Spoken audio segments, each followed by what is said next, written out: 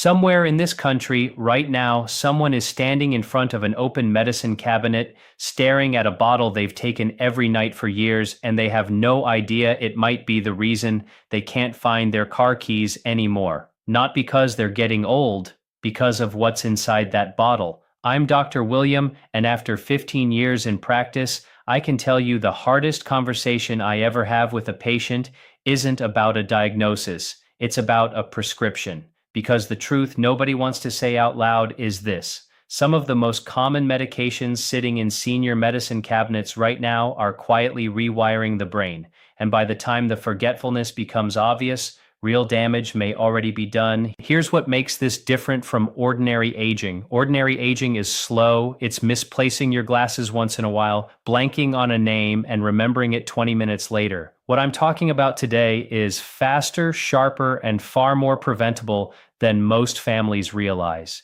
It doesn't show up as a diagnosis on a chart. It shows up as a loved one who was razor sharp a year ago, suddenly asking the same question 3 times in an hour, and everyone around them just shrugs and says, well, they're getting up there. Nobody thinks to check the pill organizer sitting on the kitchen counter. Today, I'm walking you through 9 medications that carry real documented risk to memory and cognitive function in older adults.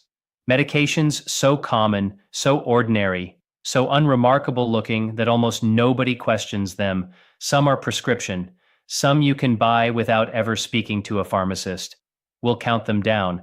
And by the time we reach number 1, you'll understand something that changes how you think about every bottle in that cabinet. The danger isn't always the drug. Sometimes it's the combination. Before we start, I want you to do something. Drop a comment with your age or the age of the person you're caring for and list the medications you're managing right now. I read every single one, and it shapes exactly what I cover in future videos.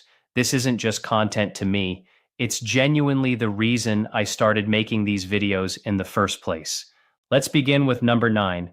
And don't let its position on the list fool you, because this medication is sitting in almost every household in America right now, and most people reach for it without a second thought. Number 9 is diphenhydramine, the active ingredient in Benadryl, and in most nighttime and PM labeled cold and allergy products. It's cheap, it's on the open shelf, and because it doesn't require a prescription, people assume it must be gentle. It isn't. Diphenhydramine belongs to a class of drugs called anticholinergics, which work by blocking a brain chemical called acetylcholine.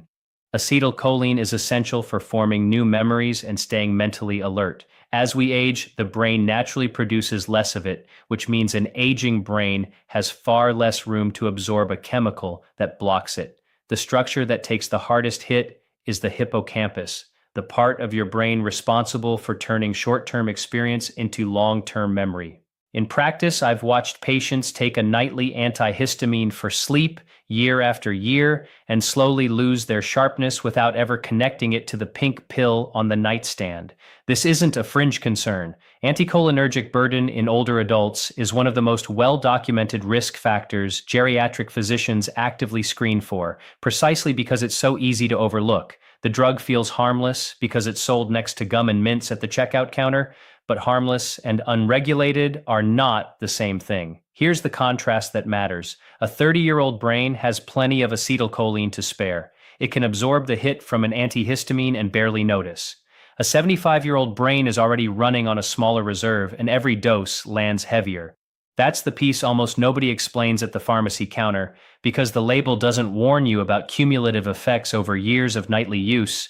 It warns you about drowsiness the next morning. And here's the part that troubles me most as a physician.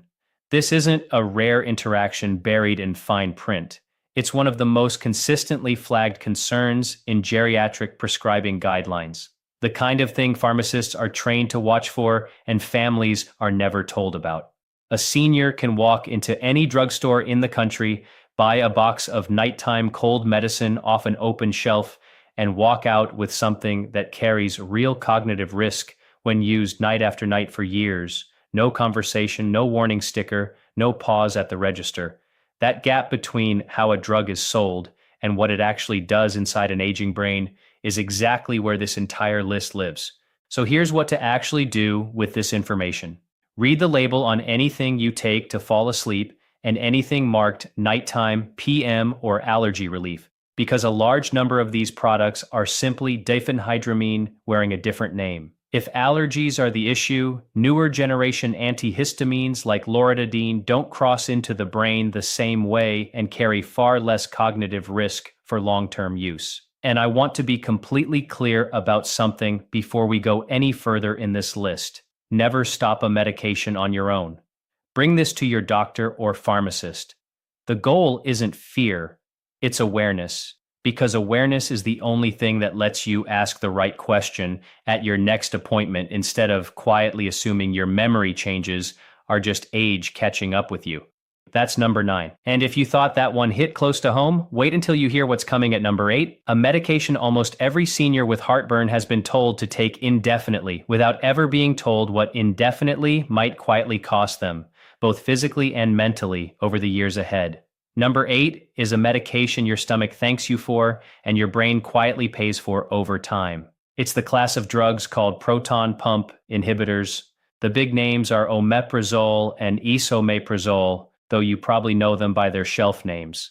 These drugs shut down acid production in the stomach, and they're handed out constantly for heartburn, reflux, that burning feeling that creeps up after a big meal. People stay on them for years, sometimes decades, because the moment they stop, the symptoms come roaring back with a vengeance. So it feels like the medication is the only thing holding the line. That feeling is exactly what keeps people on it far longer than most were ever meant to be. Here's the part almost nobody hears standing at the pharmacy counter. Your stomach needs acid for more than digestion. It needs that acid to unlock certain nutrients from your food, and one of the most important is vitamin B12, which protects the wiring of your nerves and supports healthy brain function. Turn the acid down far enough, for long enough, and B12 absorption quietly suffers. Magnesium can follow the same pattern. Starve the body of those building blocks over years, and you can end up with fatigue, nerve issues, and cognitive symptoms, brain fog, slower thinking, memory slips, that look remarkably similar to early dementia when the actual root cause is a nutrient deficiency your medication helped create. This is where the contrast really matters. Nobody hands a patient a proton pump inhibitor and says, this might be permanent. It's framed as a short-term fix, but reflux medications have quietly become one of the most long-term prescriptions in modern medicine, refilled automatically year after year, with almost nobody reevaluating whether it's still needed or whether a gentler option would work just as well now. So here's the move. If you take a proton pump inhibitor every single day, and especially if you've been on it for years, that's a conversation worth having with your doctor. Many people can taper down onto a gentler class of medication called H2 blockers, which are generally considered less disruptive to long-term nutrient absorption. Others find that dietary changes, smaller meals, cutting back on late-night eating, reducing trigger foods, allow them to step down the dose considerably. The goal isn't zero medication for everyone. The goal is the lowest dose for the shortest time that actually controls the problem, instead of a pill taken forever purely out of habit because nobody ever revisited the plan. That's number 8. Now let's talk about number 7, which is prescribed for a problem most people would honestly rather not bring up at all, which is exactly why so few people question what they're taking for it. Number 7 is the class of medications used for overactive bladder. Oxybutynin is the name to know. It's given to seniors dealing with a sudden, urgent need to reach a bathroom, the kind of unpredictable urgency that can reshape an entire day around knowing where the nearest restroom is. The relief this medication provides is real, and so is the embarrassment it spares people. I don't want to minimize that, but oxybutynin works by blocking acetylcholine, the same memory chemical we talked about with diphenhydramine back at number 9. And this particular drug crosses into the brain quite easily, landing right where new memories are formed. That combination, a drug people take daily for years without much scrutiny, that also happens to cross deep into brain tissue, is what makes it more concerning than its quiet reputation suggests. Here's what troubles me most about this one specifically. Patients are told a pill will calm the bladder. Almost nobody mentions that the same pill might be dimming the mind at the same time. So when the forgetfulness starts, missed appointments, losing track of a simple conversation, misplacing things constantly, the fog gets blamed on getting older. Families nod along. Well, that's just aging. It's rarely traced back to the small pill taken every morning for bladder control because nobody drew that line for them in the first place. If you take oxybutynin and you've noticed your memory slipping lately, take that seriously and bring it up at your next appointment specifically. You don't have to choose between a functioning bladder and a functioning memory. That's a false choice nobody should have to accept. There are newer medications for overactive bladder that work through a completely different pathway, one that doesn't touch the acetylcholine system at all, and for many older adults, they provide similar day-to-day control with meaningfully less risk to cognitive function over the long run. It's worth specifically asking your doctor whether you're a candidate for one of those alternatives, rather than staying on the first medication that was ever prescribed for the issue years ago. Here's the pattern I want you to notice as we move forward, because it's going to repeat itself for the rest of this list. Number 9 and number 7 look nothing alike on paper. One is an allergy pill, the other is a bladder medication, but underneath they're doing almost the exact same thing to the brain through the exact same chemical pathway. That's the part that should genuinely concern you, because it means the real danger on this list isn't any single drug category. It's how many different, unrelated-looking medications are quietly hitting the same target inside an aging brain from completely different directions without anyone ever adding up the total. Keep that thought in mind, because it's going to matter enormously by the time we reach number 1. For now, let's move to number 6, and this one might be the most surprising entry on the entire list, because it isn't some obscure pill buried in a drawer. It's one of the single most prescribed medications on the planet, taken by millions of people specifically to protect their heart, and almost nobody thinks to connect it to their brain at all. Number 6 is statins. Medications like simvastatin and atorvastatin are among the most prescribed drugs on Earth, especially after age 60, and they do an important job lowering cholesterol and reducing the risk of heart attacks and strokes. I want to say this clearly before I say anything else. This is not a case against statins. For a huge number of people, they're protecting the heart in ways that genuinely extend life. What follows is simply the half of the story that usually gets left out of that conversation entirely. Cholesterol does far more than affect your heart. Your brain is made up largely of fat, and it relies on cholesterol to build the insulation wrapped around every single nerve fiber, the layer that lets electrical signals travel quickly and cleanly from one part of the brain to another. Lower cholesterol aggressively enough, with a strong enough medication, and in some people the brain can be left short of a raw material it genuinely needs to function at its best. Not everyone experiences this, but some patients describe a very specific and unsettling pattern after starting a statin or increasing the dose: moments of real mental fog, a familiar name that suddenly won't surface, a route they've driven for 20 years that briefly feels unfamiliar. Here's the contrast worth understanding. Not every statin behaves the same way inside the brain. Some cross easily from the bloodstream into brain tissue. Others are far more selective and tend to stay where they're needed, working on the liver and the bloodstream without penetrating brain tissue nearly as much. That distinction matters enormously, and it's rarely explained when a prescription is first written, because from a purely cardiac standpoint, the drugs can look interchangeable on paper, even though they behave differently once circulating through the body. So if you've been on a statin for several years now, and you've started noticing fog, forgetfulness, or a kind of mental sluggishness that feels new, that is absolutely a conversation worth having with your doctor, specifically about which statin you're on, whether the dose is higher than it needs to be, and whether a different option within the same drug class might protect your heart just as well with less cognitive interference. This is not a reason to quietly stop a medication that may be actively protecting you from a heart attack or stroke. It's a reason to get more specific with your doctor instead of assuming the fog is simply unavoidable. That's number 6. Quick pause before we continue, because we're moving into the part of this list where things get more serious. If this is helping you connect some dots, take a second and hit that like button. It genuinely helps this reach more families who need to hear it before a bigger problem develops. And while you're there, tell me in the comments how many prescriptions you're currently managing, either for yourself or for someone you love. I read every comment and it shapes what I cover next. All right, back to the countdown. Number 5 is the benzodiazepine class of medications. Drugs like lorazepam, diazepam, and alprazolam.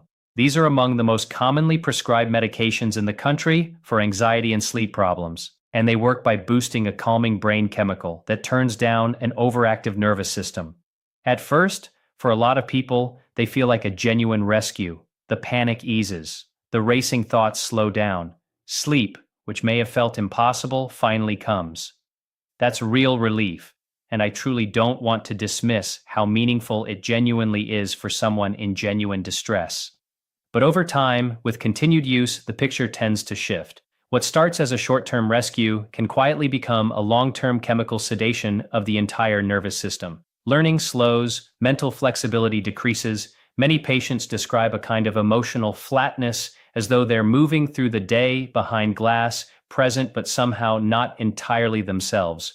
Certain versions of these medications stay in the body longer than others, accumulating gradually in fatty tissue, including the brain itself, which means the effect can build slowly and quietly over months rather than announcing itself all at once.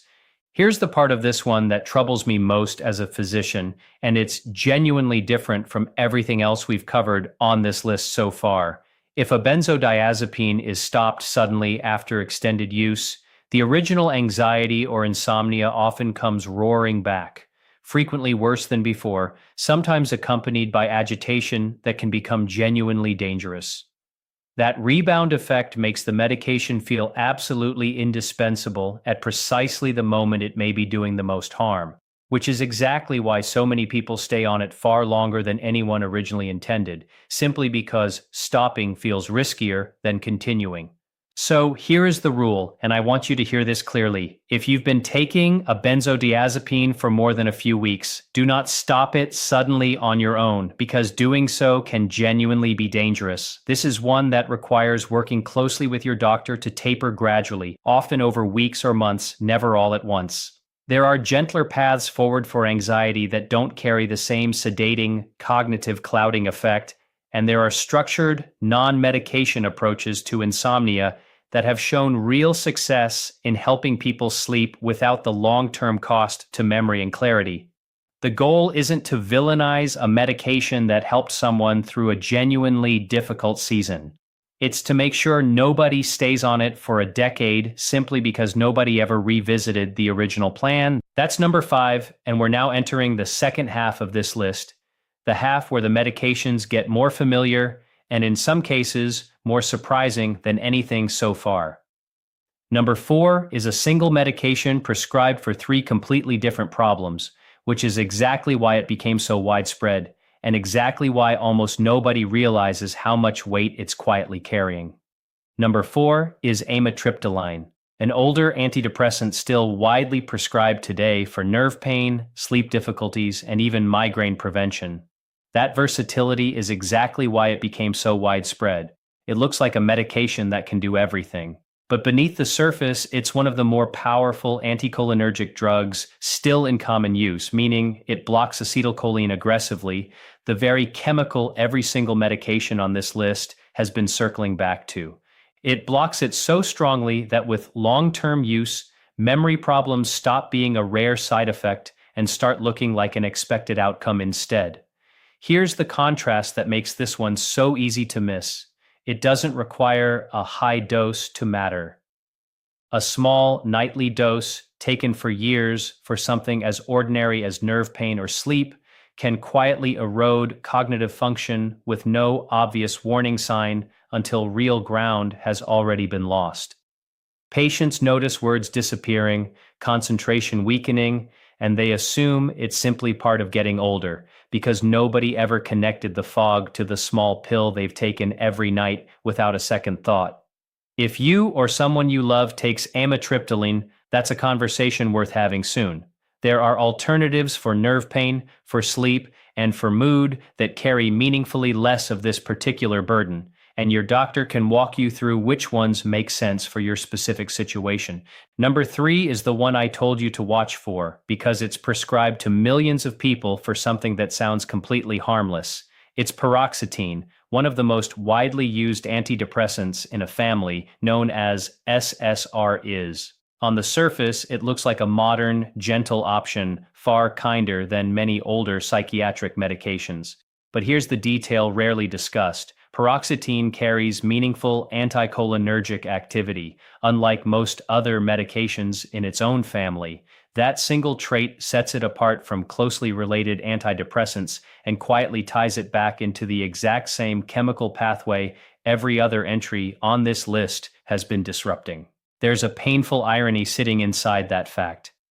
The medication is prescribed to help stabilize the mind, and for many people, it genuinely does. Yet over years of use, it may be working against the very clarity it was meant to protect. In older adults specifically, paroxetine is generally considered a medication worth reconsidering when other options are available, and it's actually flagged in formal geriatric prescribing guidelines for precisely this reason.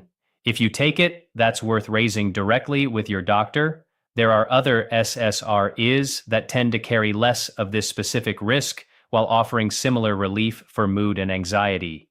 Number 2 concerns me more deeply than almost anything else on this list because so many people taking it never knowingly agreed to take an antipsychotic at all. Medications like quetiapine, risperidone, and olanzapine were developed for serious psychiatric conditions such as schizophrenia and bipolar disorder. Today, they're frequently prescribed off-label to older adults simply for sleep problems, restlessness, or agitation, especially in nursing and care settings where a calmer patient is easier to manage through a difficult night shift. Here's the contrast that should genuinely stop you in your tracks. These are powerful medications originally built for severe psychiatric illness, now often used on seniors who are simply confused or having a hard day. They work by suppressing dopamine, a chemical involved not just in mood, but in focus, planning, and memory. Suppress it enough, and the brain becomes slower, less responsive, sometimes flatter and more distant than the person really is underneath. Families describe watching someone they love seem to fade while still physically present in the room. If you or a loved one is on one of these, ask the prescribing physician directly. Why was this started, and is it still necessary, or is it primarily being used for convenience? Many behavioral symptoms can improve through routine, reduced overstimulation, and better sleep and lighting without medication at all. And now, number 1. And here's the twist, because it isn't a single medication at all. It's the biggest hidden driver behind nearly every story I've told you today, quietly running underneath all 9 entries on this list. It's called anticholinergic burden, and it's the danger almost nobody explains. You were probably expecting one final villain, one worst pill. The truth is more subtle than that. The greatest danger usually comes from several of these medications stacking on top of each other at once, while nobody ever adds up the total.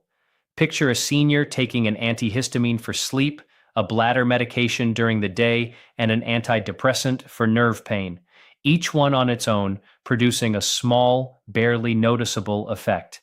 Together, those effects compound, and the burden on the brain rises far faster than any single prescription would suggest. Here's the hopeful part, and it's honestly the entire reason I sat down and made this video in the first place. Medication-related cognitive decline is often reversible when it's caught early enough.